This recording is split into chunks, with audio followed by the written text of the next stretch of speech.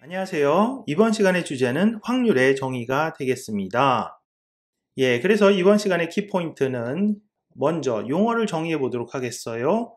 시행, 사건, 표본공과 같은 용어 정의, 수학적 확률의 정의, 통계적, 경험치적 확률의 정의, 그리고 확률의 기본적 특성이 되겠습니다. 그러면 시행이란 무엇이냐? 시행은 가능한 모든 결과를 알 수 있는 관찰 또는 실험이 되겠습니다. 시행은 같은 조건 아래에서 반복할 수 있는 것이 되겠고요. 그리고 시행은 그 결과가 우연에 의해서 결정되는 것이 되겠습니다. 그래서 아래서 보시다시피 동전을 던졌을 때 앞면 또는 뒷면이 나오죠? 같은 조건 아래에서 여러 번 반복해서 던질 수가 있고요. 그리고 그 결과는 우연에 의해서 결정이 됩니다. 그렇기 때문에 동전 던지기 시행의 한 예가 되겠고요. 마찬가지로 주사위를 던지면은 1이던 2던 눈이 나오겠죠. 같은 조건 아래에서 여러 번 반복을 할 수 있고요. 그리고 그 결과가 우연에 의해서 결정이 됩니다. 그래서 주사위 던지기도 시행의 또 다른 예가 되겠습니다. 계속해서 용어 정의를 해보도록 하겠습니다. 표본 공간과 사건. 시행에 가능한 결과가 2, 1, 2, 2 등등등 2n까지 있을 때 이들을 모아놓은 집합을 표본 공간이라 부르도록 하겠습니다. 그래서 표본 공간은 영어로 sample space라고 하고요. 그렇기 때문에 보통은 대문자 s를 사용해서 표본 공간을 나타내도록 하겠습니다. 그래서 표본 공간 S는 시행에 가능한 결과 2, 1, 2, 2 등등등을 모아놓은 집합이다. 다음 예시를 보겠습니다. 주사의 경우 표본 공간은 1, 2, 3, 4, 5, 6을 모아놓은 집합이 되겠죠. 그리고 또 다른 예시로 동전 던지기가 있는데요. 동전의 경우 표본 공간은 T와 H로 이루어진 집합이 되겠습니다. 여기서 T는 tail, 동전의 뒷면을 의미하고요. 그리고 H는 head, 동전의 앞면을 의미합니다. 그래서 표본 공간 이렇게 정의를 해봤고요. 그러면 사건은 무엇이냐? 사건은 영어로 이벤트라고 부르고요. 사건이라 함은 표본 공간의 부분 집합이 되겠습니다. 그런데요, 사건의 경우 몇 가지 특수한 경우가 있습니다. 예를 들어서 표본 공간 자체도 사건이 될 수가 있어요. 표본 공간도 표본 공간 전체도 표본 공간의 부분 집합이 될 수가 있기 때문에, 그리고 이 경우 이것을 전사건이라 부릅니다. 그리고 공집합 또한 사건이 될 수 있는데요. 이 경우에는 공사건이라 부르고요. 그리고 단 하나의 원소로 구성된 부분집합, 그러니까 2원 원소 하나만 들어있는 부분집합, 아니면 2, 원소 하나만 들어있는 부분집합 등등등도 사건이 될 수가 있는데요. 이들을 우리는 근원사건이라 부릅니다. 그리고 이외의 부분집합들, 그러니까 2원, 2가 들어있는 집합, 또는 27, 29, 213이 들어있는 부분집합 또한 각각 사건이 될 수 있습니다. 이렇게 사건을 정의해 보았습니다. 그러면 조금 더 구체적인 예시를 보겠습니다. 한 개의 주사위 던지기 예, 첫 번째 예가 되겠고요. 이 경우 표본 공간 S는 1, 2, 3, 4, 5라는 값을 가지고 있는 집합으로 표현할 수가 있겠죠. 그래서 5의 눈이 나오는 사건 2원은 5라는 값 하나만 들어있는 집합으로 표현할 수 있고요. 그래서 딱 하나의 결과만 나타내는 사건, 즉 근원 사건이 되겠고요. 그런데 홀수의 눈이 나오는 사건의 경우 1, 3, 5 이렇게 세 가지 값들이 들어있습니다. 이 경우에는 근원 사건은 아니죠. 여러 가지 결과가 나올 수 있기 때문에 그래서 2, 홀수의 눈이 나오는 사건 2는 근원 사건이 아닌 그냥 사건이 되겠고요. 3 이상의 눈이 나오는 사건 2,3의 경우는 3, 4, 5, 6이라는 값을 갖는 집합으로 표현할 수 있습니다. 이것 또한 근원 사건은 아닌 그냥 사건이 되겠어요. 한 개의 주사위 던지기 예, 두 번째 예를 보겠습니다. 예, 그러면 이 경우에는 짝수의 눈이 나오는 사건 A와 3 이상의 눈이 나오는 사건 B를 정의해 보도록 하겠습니다. 예, 그래서 A는 짝수의 눈이 나오는 사건이기 때문에 2와 4와 6을 원소로 하는 집합으로 표현할 수 있겠고요. B의 경우에는 3, 4, 5, 6을 원소로 하는 집합으로 표현할 수 있습니다. 그런데요, 짝수이면서 3 이상의 눈이 나오는 사건은 어떻게 계산하냐? 이 경우에는 교집합을 계산해야 해요. 여기서 주목하실 것은 이면서가 되겠습니다. 이면서는 영어로 and가 되겠죠? 예, 그래서 A와 B 사이의 교집합, A and B를 구해야만 하고요. 그랬더니 4와 6을 원소로 하는 집합이 나옵니다. 예, 그리고 짝수 또는 3 이상의 눈이 나오는 사건, 이 경우에는 또는에 주목을 하셔야 되고요. 또는은 영어로 or에 해당하죠. 이 경우에는 A or B, 그러니까 A와 B의 합집합에 해당하는 사건이 되겠고요. 예, 그래서 A와 B의 합집합 2, 3, 4, 5, 6을 원소로 하는 집합으로 표현할 수 있습니다. 그런데 여기서 주의하실 점, 예, 합집합을 구할 때 A에도 4와 6이 있고 B에도 4와 6이 있지만은 중복 없이 딱 한 번씩만 가져다가 넣으셔야만 한다. 이 점 주의해 주시기 바랍니다. 예, 그러면 이전 예시 계속 이어가겠습니다. 이제는 홀수의 눈이 나오는 사건을 C라고 정의하겠어요. 그러면 A와 B는 이전에 정의했던 사건들이 되겠고요. 그리고 C는 새롭게 정의한 홀수의 눈이 나오는 사건이 되겠고, 이 경우에는 1, 3, 5를 원소로 하는 집합으로 표현을 할 수 있겠죠. 그런데요, A와 C 사이의 교집합은 공집합이에요. 이렇게 서로 교집합이 공집합인 경우 A와 C는 서로 배반 사건이다 라고 부릅니다. 다음으로 짝수의 눈이긴 한데 3 이상이 아닌 사건 어떻게 구할 수가 있을까요? 이 경우에는 차집합을 구해야만 합니다. 그러니까 A 빼기 B와 같은 차집합을 구해야 되고요. 짝수의 눈이긴 한데 3 이상의 눈은 아니다. A 빼기 B. 그랬더니 2를 원소로 하는 집합이 되겠습니다. 반대로 A 빼기 B가 아니라 B 빼기 A가 되는 상황, 어떤 상황이 될까요? 3 이상의 눈이긴 한데 짝수가 아닌 사건이 되겠죠. 예, 이 경우에는 B에는 속했는데 A에는 없는 원소들로 이루어진 집합이 되겠습니다. 예, 그래서 3과 5를 원소로 하는 집합으로 이 차집합 나타낼 수 있고요. 예, 그리고 마지막으로 3 이상의 눈이 아닌 사건은 어떠한 집합으로 나타낼 수 있을까요? 3 이상의 눈인 사건은 B였죠. 그런데 B가 아니다. 이것은 집합으로 B 파워 C와 같이 표기할 수가 있고요. 이것은 바로 B의 여집합이 되겠습니다. 그리고 B의 여집합에 해당하는 사건을 우리는 여사건이라 부릅니다. 그러면 여사건은 어떻게 구하냐? 이것은 B가 아니니까 전체 표본 공간에서 B가 아닌 부분을 가져야만 합니다. 그래서 S 빼기 B를 하셔야 되고요. 그래서 전체 표본 공간에는 있는데 B에는 없는 원소들을 모아다가 만든 집합. 예, 그래서 1과 2를 원소라는 집합이 바로 이 사건에 해당하는 집합이 되겠습니다. 그러면 이제는 동전을 2개씩 던지는 상황을 전제해 보도록 하겠습니다. 그래서 10원짜리 동전 1개와 100원짜리 동전 1개를 동시에 던지는 상황이 되겠고요. 이 경우에 표본 공간은 다음과 같습니다. HH, HT, TH, TT와 같은 원소로 이루어진 집합이 되겠고요.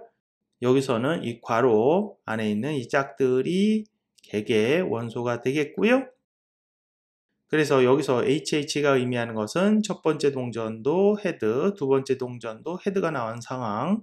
HT가 의미하는 것은 첫 번째 동전은 헤드, 두 번째 동전은 테일이 나온 상황. 그리고 TH가 의미하는 것은 첫 번째 동전이 테일이 나왔고 두 번째 동전이 헤드가 나온 상황. 그리고 TT는 물론 둘 다 테일이 나온 상황이 되겠죠. 예, 그래서 헤드는 앞면, 테일은 뒷면입니다. 기억해 주시고요. 예, 그래서 이 동전 2개 던지기의 표본 공간은 이와 같고요. 그러면 이 표본 공간 안에 내포되어 있는 사건들 어떤 것이 있는지 몇 가지 예시를 보겠습니다. 두 동전 모두 뒷면이 나오는 사건. 이 경우에는 이 TT라는 이 짝이 유일한 원소인 집합으로 나타낼 수 있는 사건이 되겠고요. 이것은 근원 사건이 되겠습니다. 예, 그리고 두 동전 모두 같은 면이 나오는 사건은 HH와 TT 이렇게 두 개의 원소로 이루어진 집합으로 나타낼 수 있고요. 그리고 마지막으로 적어도 한쪽이 앞면이 나오는 사건의 경우에는 HH, TH, HT 이렇게 세 개의 원소를 갖는 집합으로 나타낼 수 있습니다. 이렇게 동전을 2개씩 던질 때의 사건 관련해서 알아보았고요. 좋아요. 그러면 이번에는 드디어 확률을 정의해 보도록 하겠습니다. 그런데요, 확률을 2가지 방법으로 정의해 볼게요. 첫 번째로는 수학적으로 확률을 정의해 보도록 하겠고요. 두 번째로는 통계적으로, 경험치적으로 확률을 정의해 보도록 하겠습니다. 그래서 첫 번째 정의, 수학적 정의가 되겠고요. 한번 읽어보도록 하겠습니다. n이 한 시행을 했을 때 일어날 수 있는 모든 경우의 수이고 n 서브 a는 어느 특정 사건 a가 일어날 수 있는 경우의 수일 때 a의 수학적 확률 PA라고 이렇게 표기를 하고요. 이것은 다음과 같이 정의를 합니다. n분의 n 서브 a. 예, 그래서 a의 확률은 n분의 n 서브 a가 수학적 확률이 되겠고요. 예, 좋아요. 그러면 수학적 확률의 정의를 응용해서 다음 문제를 풀어보도록 하겠습니다. 여러분들은 영상을 잠시 정지해 놓으시고 이 문제를 한번 직접 풀어보시기 바랍니다. 좋아요. 그러면 문제. 2개의 주사위를 동시에 던질 때 다음 물음에 답하여라. 1번, 서로 다른 눈이 나올 확률. 예, 좋아요. 그래서 확률의 수학적 정의를 적용하면은 일어날 수 있는 모든 경우의 수를 분모해 두고 기대하는 것이 일어날 수 있는 경우의 수를 분자해 두어서 계산할 수가 있었죠. 그래서 주사위를 2개 동시에 던진다면 6 곱하기 6, 36가지의 경우의 수가 있죠. 전체적으로. 그런데 서로 같은 눈이 나오는 경우는 몇 가지죠? 1과 1, 1, 2, 2, 3, 3, 4, 4, 5, 5, 6, 6 이렇게 6가지가 있습니다. 그러면 전체 36에서 6을 빼면은 서로 다른 눈이 나오는 경우의 수가 되겠죠. 그러니까 30가지의 조합으로 2개의 주사위에서 서로 다른 눈이 나온다. 예, 그래서 36분의 30, 즉 6분의 5의 확률로 2개의 주사위에서 서로 다른 눈이 나오겠습니다. 좋아요. 또 다른 물음이 있는데 이 물음의 답도 한번 생각해 보시기 바랍니다. 2번 2개의 눈의 합이 7이 될 확률을 구하여라.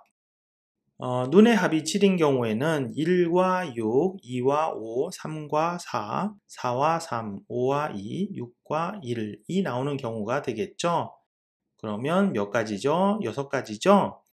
그래서 주사위를 2개 던지는 경우 실행의 가지수는 36이 되겠고요. 내가 원하는 이 사건의 가지수는 6가지예요. 그렇죠? 6가지 경우가 있으니까 예, 그래서 36분의 6, 즉 6분의 1 확률이 바로 2개의 눈의 합이 7이 될 확률이 되겠습니다. 또 다른 문제 한번 생각해 보세요. 좋아요. 3번 2개의 눈의 곱이 짝수가 되는 확률을 구하여라. 두 숫자를 곱했을 때 결과가 짝수가 되려면 어떤 조건이 성립돼야 될까요? 예, 한쪽이 짝수이고 또 다른 쪽도 짝수이면은 곱하기 했을 때 짝수가 되겠죠? 마찬가지로 짝수 곱하기 홀수도 짝수고 홀수 곱하기 짝수도 짝수입니다.